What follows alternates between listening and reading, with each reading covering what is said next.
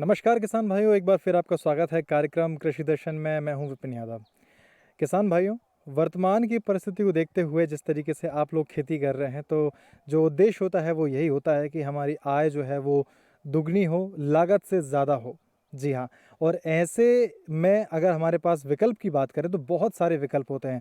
कृषि में बहुत सारे ऐसे हमारे पास विकल्प हैं जिनसे हम हमारी आय जो है वो बढ़ा सकते हैं, और कम संसाधनों में, कम जगह में भी हम कैसे अपनी आय को विस्तार कर सकते हैं, हमारी जो शैली है उसको कैसे हम डेवलप कर सकते हैं, बढ़ा सकते हैं। इसके बारे में आज हम बात करने वाले हैं। विषय थोड़ा-सा अलग है क्योंकि हम अलग-अलग विषयों पर बात करते हैं, हर दिन एक नया-नया विषय लेकर आते हैं। तो आज भी हमारा जो विषय है वो थोड़ा-सा हटके है। तो कृषि में हम क्या कुछ नवाचार कर सकते हैं, विषय की बात करें तो आज हम पंगेशियस जो मछली पालन होता है उसके बारे में हम बात करने वाले हैं। और हमारे साथ आज विशेषज्ञ जो हैं वो हैं डॉक्टर ब्रह्मानंद शुक्ला जी, जो कि मत्स्य वैज्ञानिक हैं, केवीके रायसेन से। सर, बहुत-बहुत स्वागत है आपका। नमस्कार भाई, आपका भी स्वागत है बहुत-बहुत। तो जिस तरीके से आज हम जो टॉपिक है उस पे हम बात करने वाले हैं, और क्या होती है पंगेशियस जो मछली है वो क्या होती है, और कैसे उसका प्रारंभिक में जो शुरुआत करते हैं, ये तमाम जो चीज़ें हैं उनके बारे में हम जानेंगे हमारे एक्सपर्ट से। और अगर आप भी चाहते हैं कि आप भी मछली पालन, हमारे बहुत सारे किसान भाइयों के सवाल होते हैं कि भाई शुरुआत कैसे करें, तो उससे ही बात करते हैं। और विषय की बात करें पंगेशियस, जो शब्द हमने मत्स्य के लिए यूज़ किया है उसको भी हम एक्सप्लेन करेंगे, उसको भी हम विस्तार से बताएंगे। सबसे पहले तो सर जानना चाहूँगा कि जो पंगेशियस जो मछली है वो अलग होती है या मतलब क्या होती है, कैसे उसको अलग किया गया है? ये आपने बहुत ही अच्छा प्रश्न पूछा है। आजकल क्या है कि हमारे जो मत्स्य किसान भाई लोग थे, जो भी मछली पालन करते थे, वो क्या है कि हमारे के यहाँ जो देसी मेजर कार्प थी, इंडियन मेजर कार्प जिनको कहते हैं, भारतीय मेजर कार्प, वो कटला, रोहू, नैन है, उसको हमारे किसान भाई लोग करते थे। और उसके साथ में हमारी विदेशी कार्प हैं 3, जो इनके साथ सूटेबल माना गया कि इनको भी हम कल्चर कर सकते हैं अपने भारतीय मेजर कार्प के साथ। तो कॉमन कार्प, ग्रास कार्प और सिल्वर कार्प, ये 3 वैरायटियाँ थीं। तो हमारे किसान भाई लोग जो थे वो 6 वैरायटियों का मत्स्य पालन करते थे। लेकिन इस टेक्निक में सबसे बड़ी प्रॉब्लम ये थी कि इसका कल्चर ड्यूरेशन हमारा बहुत ज़्यादा था। इसमें क्या है, हर किसान भाई को एक फसल लेने के लिए 14 से 18 महीने उनको लगते थे। लेकिन जो आपने बात की पंगेसियस की, पंगेसियस वैरायटी की सबसे बड़ी खासियत क्या है कि ये हमारी 6 से 7 महीने में हमारे के यहाँ ईज़िली ये मार्केट में बेचने के लायक ये हो जाती है। इससे क्या है, किसान जो साल में हमारा जो 14 महीने 18 महीने में जो एक फसल ले रहा था, ये पंगेसियस कल्चर करने से उसको फ़ायदा क्या हुआ, वो हमारा 12 महीने में, साल में वो 2 बार फसल ले पा रहा है। तो इससे क्या है, किसान की भी आमदनी बढ़ रही है। पंगेसियस मछली जो है ये कैटफिश का ग्रुप है, उसके अंदर ये पंगेसियस होती है। कैटफिश का करैक्टर ये होता है कि उनके मुंह के सामने 2 मूंछें पाई जाती हैं, 2 मतलब ऐसे सामने की तरफ बार्ब रहते हैं। तो उसी से ही आप आइडेंटिफाई कर सकते हैं कि हाँ, ये कैटफिशेस ग्रुप की मछलियाँ हैं। तो पंगेसियस भी उसी से ही है। तो आजकल हमारे जितने भी मछली पालक किसान भाई लोग हैं, वो ज़्यादातर लोग जो भी जागरूक हैं, वो इसी वैरायटी को अपना रहे हैं, जिससे क्या है कि उनको साल में 2 बार फसल मिल जा रही है। और देसी हमारी जो मेजर कार थी, जो लोग करते थे, उसमें क्या है, इंतज़ार उनको ज़्यादा करना पड़ता था। और उनको कल्चर ड्यूरेशन भी उनका साल भर में एक ही बार हो पाता है। इससे क्या है कि वो 2 बार फसल ले रहे हैं, उनको आमदनी भी है। और इसमें एक और फ़ायदा है, हमारा जो उपभोक्ता है, जो कस्टमर है, वो आप लोग भी देखते होंगे जब मछली लेने जाते होंगे बाज़ार में, तो वहाँ पे हमारी जो मेजर कार्प थी वो जनरली आप जाएँगे तो 230, 280 इस रेट में मिलती है। लेकिन हमारी जो पंगेसियस है, ये क्या है कि ईज़िली मार्केट में 100 रुपए से 150 रुपए के बीच में आपको उपलब्ध हो जाएगी। बिल्कुल। तो इससे फार्मर को भी फ़ायदा हो रहा है, हमारे जो किसान भाई लोग हैं, और साथ में जो उपभोक्ता है उसको भी फ़ायदा हो रहा है। तो इससे ये फ़ायदे हैं। बिल्कुल, तो ये फ़ायदे हैं, यानी कि आपको अगर देखा जाए तो मुनाफ़ा जो है वो डबल हो रहा है। एक चीज़ है यहाँ पर, जैसे कि हम सर ने बताया कि पंगेशियस जो मछली है उसकी अगर हम उसके कल्चर को बढ़ावा देते हैं तो हमें साल में 2 बार इसका उत्पादन मिल सकता है, तो आपको फ़ायदा ज़्यादा होगा। अच्छा, पंगेशियस मछली जैसे अभी किसान भाई हमारे बहुत सारे देख रहे हैं और कहीं न कहीं उत्सुकता बढ़ती जा रही होगी कि भाई ये मछली पालन शुरुआत में कैसे होता है और क्या-क्या हमें सावधानियाँ रखना है जिससे कि हम इसका शुरुआत कर सकें। तो प्रारंभिक अवस्था से ही बात करते हैं। मान लीजिए कोई कृषक भाई हैं जो कि इस कल्चर का यानी कि मछली पालन का शुरुआत करना चाहते हैं। तो प्रारंभिक अवस्था क्या होती है? कैसे उसकी शुरुआत होना है? और क्या कुछ है प्रारंभिक अवस्थाएँ जिन पे हमें किसान भाइयों को जानना है? जो भी हमारे कृषक भाई लोग हैं, जो भी अपना मछली पालन करना चाह रहे हैं, उनके लिए सबसे पहले क्या है कि योजनाएँ क्या-क्या हैं। जी। तो हमारे भारत सरकार की तरफ से प्रधानमंत्री मत्स्य संपदा योजना आजकल बहुत ज़्यादा चल रही है, वो प्रचलन में है। उसमें क्या है कि हमारे जो किसान भाई लोग जो सामान्य वर्ग और ओबीसी वर्ग से हैं, उनको 40% की सब्सिडी सरकार की तरफ से उपलब्ध हो रही है। हाँ। और जो एससी और एसटी और महिला वर्ग वो किसी की भी हो, चाहे जनरल की हो, चाहे ओबीसी की हो, चाहे एससी की हो, चाहे एसटी की, किसी भी वर्ग की हो, हाँ। उसको सरकार की तरफ से 60% की सब्सिडी दी जा रही है। हाँ, हाँ। मतलब अगर कोई भी किसान अगर करना चाहता है तो वो जाए कहाँ, किससे संपर्क करे? तो उसके लिए क्या है कि हर राज्य में एक मत्स्य विभाग है हाँ। और मत्स्य विभाग के आपके ऑफिस हर जिले में उपलब्ध हैं। हाँ। तो आप अपने ज़िले में आप वहाँ जा कर के मत्स्य विभाग में आप संपर्क कर सकते हैं। वहाँ पे आपकी जो भी कैटेगरी है, आप उसमें वहाँ जा कर के आप आवेदन कर सकते हैं। उसमें जब आप आवेदन करेंगे तो जैसा मैंने बताया कि जो जनरल और ओबीसी कैटेगरी के होंगे उनको 40% की सब्सिडी मिलेगी और जो एससी, एसटी और महिला वर्ग की है उनको 60%। तो जनरली मान लीजिए अगर 1 हेक्टेयर का आपका तालाब है, तो उसके अंदर आपकी मतलब टोटल जो एस्टीमेट बनता है वो 11 लाख का होता है। हाँ। तो 11 लाख में हमारे जो जनरल और ओबीसी के जो भाई लोग हैं, किसान भाई लोग हैं, उनको क्या है 4,40,000 का सरकार की तरफ से अनुदान उनको उपलब्ध हो जाएगा। हाँ। और जो हमारे एससी, एसटी और महिला वर्ग के हैं, उनको 6,60,000 रुपए का अनुदान सरकार की तरफ से उपलब्ध है। बिल्कुल, तो अनुदान राशि के साथ ही आपको जो लाभ है वो प्रारंभ में मिलने लगेगा और आपको सबसे अच्छी बात जो है संरक्षण की सबसे अच्छी बात है आपको नॉलेज की यानी कि टाइम पे आपको नॉलेज भी दिया जाएगा। ऐसी व्यवस्था भी गवर्नमेंट द्वारा की जा रही है, केवी के द्वारा आपको किया जा रहा है। तो ये तो हो गई शुरुआत कि भई हमारे अनुदान की राशि प्राप्त हो गई, हमें अनुदान हमें मिल जाएगा, सब्सिडी के लिए हमने अप्लाई भी कर दिया है। रकबा भी कुछ होता है कि भाई इतना मध्यम, मझोला या बड़ा किसान, इसका कुछ क्राइटेरिया होता है? हाँ, इसमें क्या है ये प्रधानमंत्री मत्स्य संपदा योजना जो है, इसके अंदर हम लोग उन्हीं किसानों को विभाग के लोग उन्हीं लोगों को देते हैं जिनका 0.5 से 2 हेक्टेयर के बीच में ज़मीन होनी चाहिए। अगर आपका 0.5 के नीचे अगर आप मछली पालन करना चाह रहे हैं, हाँ। तो वो सरकार की तरफ से नहीं उपलब्ध है। उसके लिए क्या है कि फिर आपको दूसरी अपने राज्य सरकार जैसे मध्य प्रदेश में आजकल योजना चल रही है मुख्यमंत्री मत्स्य संपदा योजना। इसके अंदर क्या है कि अगर आप झींगा पालन करना चाह रहे हैं या पंगेसियस या आप कार्प कल्चर करना चाह रहे हैं, तो उसके अंदर सरकार की तरफ से 40% का अनुदान उपलब्ध है। हाँ। तो उसमें क्या है कि आप बच्चे ला करके आप उसमें अपने तालाब में डाल सकते हैं। इस योजना में क्या है कि general, OBC, SC, ST, OBC किसी भी वर्ग का हो, किसी भी वर्ग का, हाँ। उसको 40% का अनुदान उपलब्ध है। अब अगर अनुदान मिल जाता है तो सबसे पहली जो हमारी अवस्था होती है भाई तालाब कितना बड़ा होगा, कितना गहरा होगा और उसमें मछलियों का आवागमन कैसे करना है, ये भी चीज़ महत्वपूर्ण है।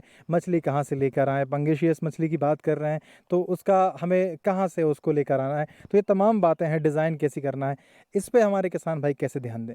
जी, आपने ये बहुत अच्छा प्रश्न पूछा है। जो भी किसान भाई लोग करने जाते हैं, तो उनके दिमाग में कई चीज़ें आती हैं कि कैसे होगा, क्या होगा? हाँ। तो उसके अंदर सबसे पहले मैं आपको बता देता हूँ, जो भी किसान भाई लोग तालाब का निर्माण करवाने जा रहे हैं, उनको हमेशा भी तालाब का जब भी निर्माण करवाना है, तो आयताकार में करवाना है। हाँ। आयताकार का मतलब कि लंबाई उसकी बड़ी होगी और चौड़ाई जो है, वो कम रखेंगे। आयताकार का मतलब ये होता है कि सामने की पैरेलल की जो भी रेखा हाँ। वो उसके बराबर रहेगी। तो ये सारी चीज़ें हमेशा किसान भाइयों को ध्यान रख के ही तालाब का निर्माण करना चाहिए। उससे ये सब छोटी-छोटी चीज़ें हैं। हाँ। इन सब छोटी-छोटी चीज़ों से ही आपके उत्पादन पे प्रभाव पड़ता है। तो इसलिए ये सारी चीज़ें हमारे किसान भाइयों को ध्यान रखनी चाहिए जब भी वो अपने तालाब का निर्माण कर रहे हैं। बिल्कुल, निश्चित रूप से ये बहुत महत्वपूर्ण बातें हैं और बेसिक चीज़ जो होती है किसान भाइयों की, यानी कि शुरुआत में किस तरीके से उन्हें उनके तालाब का आकार देना है, गहराई करना है, या फिर जो समतलीकरण है, या फिर जो गहरा कौन सा साइड करना है, ये भी आपको सवालों के जवाब जो हैं आपको मिल गए होंगे।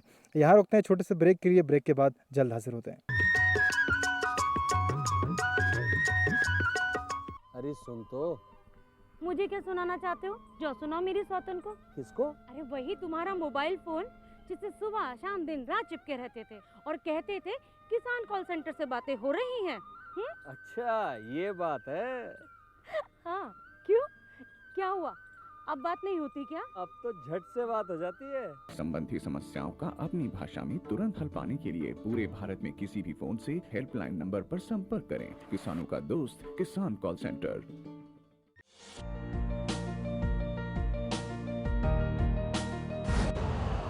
यूरिया का स्वदेशी उत्पादन 70 लाख टन बढ़ाने के लिए 6 उर्वरक संयंत्रों का उद्धार किया जा रहा है।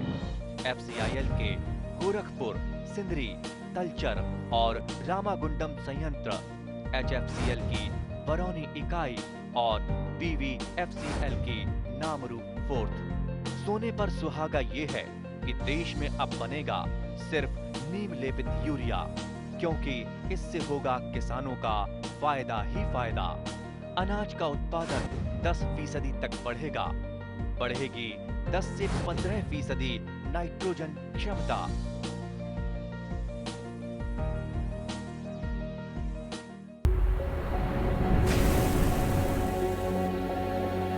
We are the Indian farmers, fondly called Annadata. We are sowing dreams in its soil, nurturing them to grow bigger, making them a reality for the last 9 years.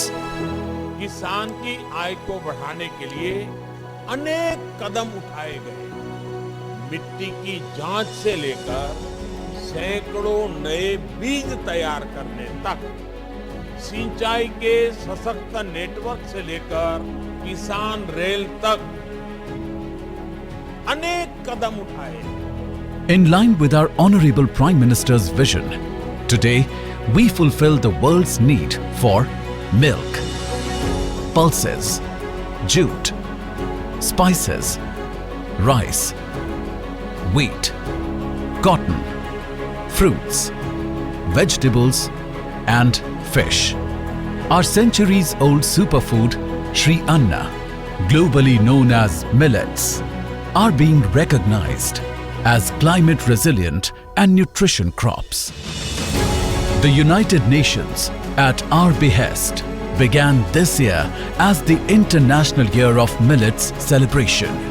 In past 9 years, under the visionary leadership of our Prime Minister Narendra Modi, we found new heights. Our identity found new dimensions, ensuring not only food security but also nutrition security for the world. The Prime Minister Farmers Income Support Scheme caters to our smallest needs. It makes our victory loom in our fields. The Prime Minister Crop Insurance Scheme is a trusted friend who never leaves us hanging and keeps us going through every thick and thin. The Prime Minister Agriculture Irrigation Scheme taught us that no land is barren. One who dares to blossom can be stopped by none. The Soil Health Cards analyzes our soil, so we sow what's beneficial and reap without much toil. Electronic National Agriculture Market, that is ENAM, takes our produce beyond boundaries. The farmer's train puts it in new homes, in newer geographies. Today, we harness AI's potential. We fly drones and make high-tech mechanization possible. Our youngsters are innovating farm technologies. Our agri startups and robust value chains are minting success stories. Nature's conservation is our vital desire. We've also become renewable energy suppliers. Today, we are achieving our destiny's might. Our power has reached new heights. हमारे किसानों ने हमें ना सिर्फ आत्मनिर्भर बनाया, बल्कि आज उनकी वजह से हम निर्यात करने में भी सक्षम हो गए। So, as the country marches towards development, nearing its 100 years of freedom, we, the farmers of India,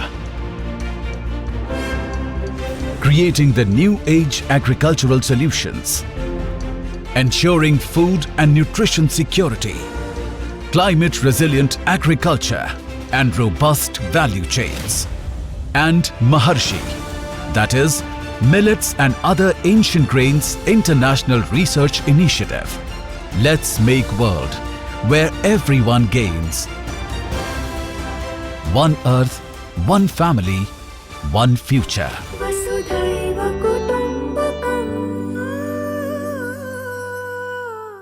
break के बाद एक बार फिर आपका स्वागत है कार्यक्रम कृषि दर्शन में। किसान भाइयों, आज हम बात कर रहे हैं मत्स्य पालन में पंगेशियस जो प्रजाति होती है, जो कल्चर होता है, उसके बारे में, और कैसे हमें प्रारंभिक अवस्था में हमारे किसान भाइयों को जो जानने की चीज़ें होती हैं उसके बारे में हम विस्तार से बात कर रहे हैं। हमारे साथ मौजूद हैं आज डॉक्टर ब्रह्म कुमार शुक्ला जी, जो कि केवीके रायसेन से हैं, और किस तरीके से हमारा जो तालाब का निर्माण होता है वो तो हमने जान लिया है। अब मछली कहाँ से लेके आना है, क्योंकि किसान भाई ये बहुत सोचते हैं, विचार करते हैं कि भाई मछली कहाँ से लाएं और शुरुआत में उनकी देखभाल कैसे करें और तालाब में कैसे छोड़ना है उन्हें। जी जी, ये आपका बहुत अच्छा प्रश्न है।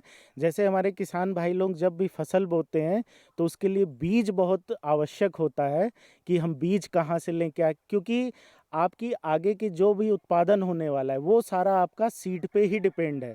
तो इसलिए किसान भाई जब भी सीड लें, हमेशा कहते हैं ध्यान में रखें कि आप जहाँ से भी मछली का बच्चा आप लेने का सोच रहे हैं, वहाँ का आप पहले और किसानों से भी उस क्षेत्र में पता कर लें कि आप कहाँ से उस सीड को आप लेते हैं।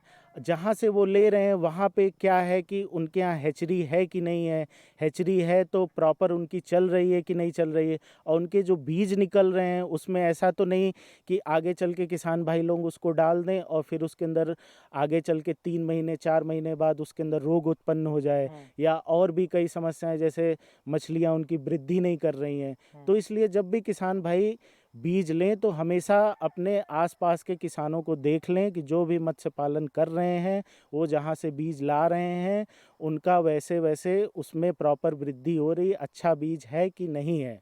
वो सारी चीज़ें देखने के बाद वो वहाँ हैचरी पे संपर्क करके वहाँ से वो सीड ला सकते हैं। और सीड जब भी लाएं तो हमेशा ध्यान रखने वाली चीज़ें ये हैं, किसान भाई लोग जनरली करते हैं, जो नए बेसिकली जो किसान होते हैं जो मछली पालन पहली बार करने जा रहे हैं, वो वहाँ से बच्चे लाते हैं और सीधे ही तालाब में डाल देते हैं। तो इस चीज़ का हमेशा ध्यान रखना, क्योंकि हमारी जो मछलियाँ हैं वो कोल्ड ब्लडेड होती हैं।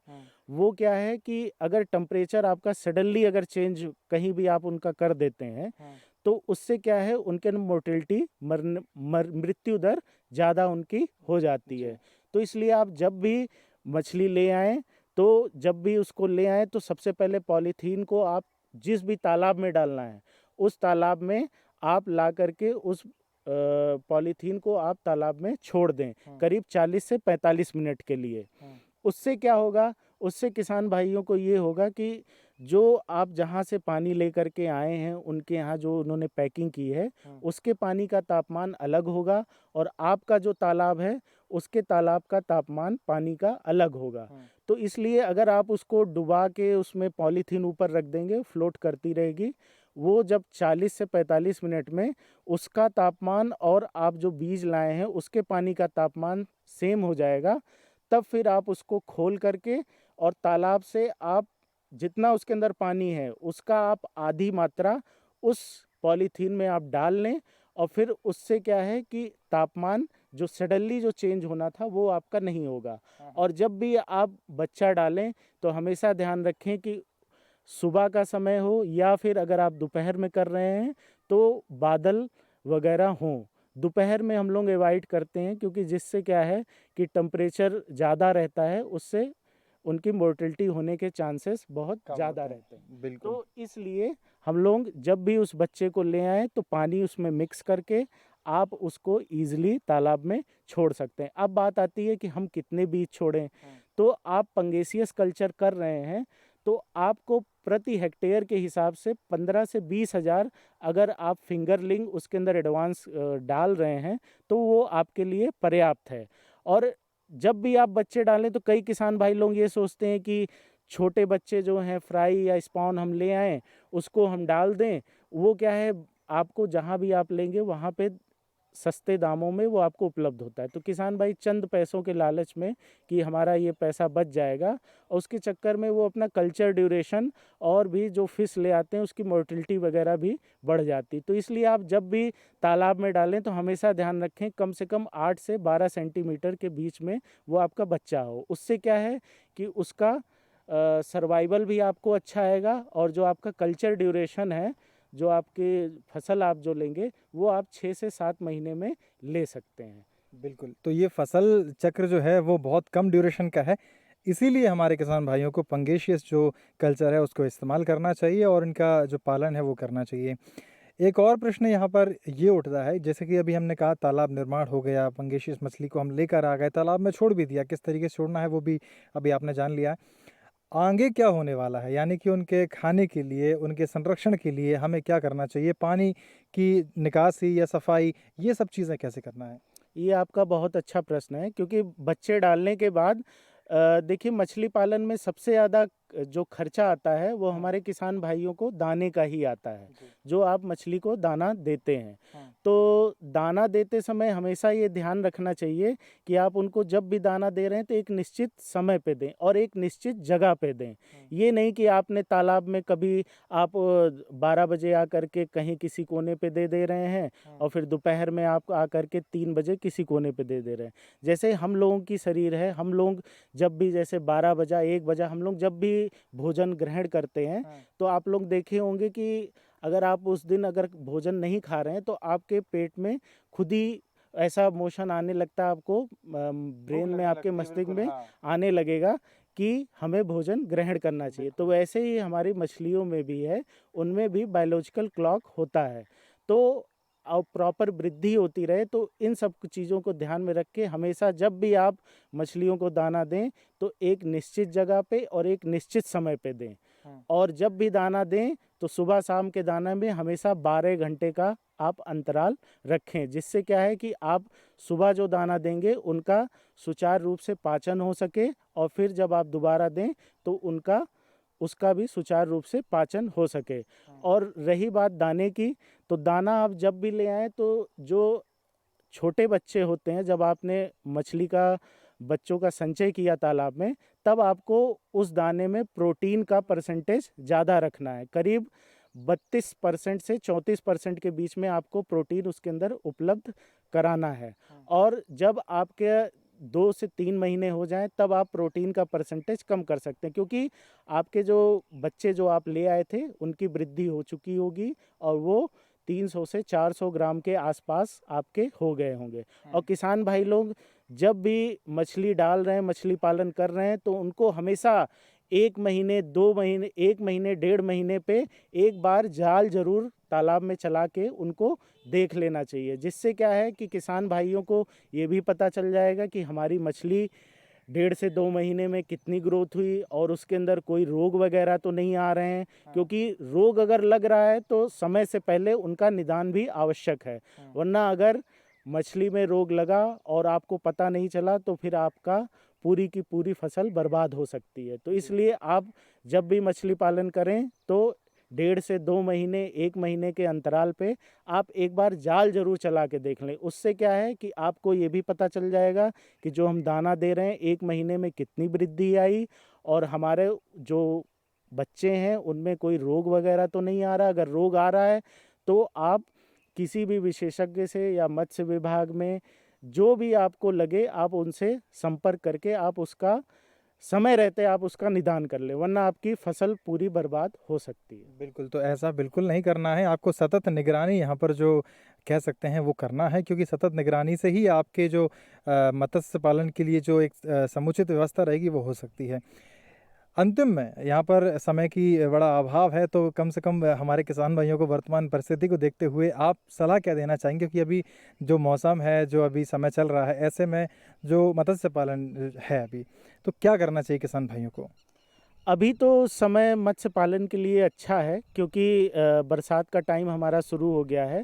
तो जो हैचरी वगैरह हैं जहाँ पे बच्चे इसके बनते हैं, वहाँ पे आपको ईज़िली बच्चे मिल जाएंगे, और क्या है, दाम भी आपको अभी सूटेबल मिल जाएगा। तो ये समय हमारा बहुत ही सदुपयोगी है और उपयुक्त भी है मत्स्य पालन के लिए, क्योंकि अगर आप अभी क्या कहते हैं बच्चों का स्टॉक लेकर के आप तालाब में उनका संचय करें, तो उससे क्या है, ठंड आने से पहले आपकी एक फसल पंगेसियस की तैयार हो जाएगी। मछली पालन में सबसे बड़ी समस्या ये रहती है, जो हमारे किसान भाई लोग कर रहे हैं वो तो भलीभांति परिचित हैं, जो नए हैं उनको ये भी जानकारी होनी चाहिए कि जब भी ठंड आती है, तो मैंने शुरू में ही आपको बताया कि मछलियाँ जो होती हैं हमारी कोल्ड ब्लडेड होती हैं, वो क्या है, टेम्परेचर को एडॉप्ट नहीं कर पाती। हम लोगों की शरीर ठंडी के हिसाब से एडॉप्ट कर लेती है। तो जब ठंड आती है तो हमारी मछलियाँ ग्रोथ नहीं करती हैं और वो दाना खाना बंद कर देती हैं। तो इसलिए आप जब भी ठंड आए तो उससे पहले ही आप एक फसल निकाल लें।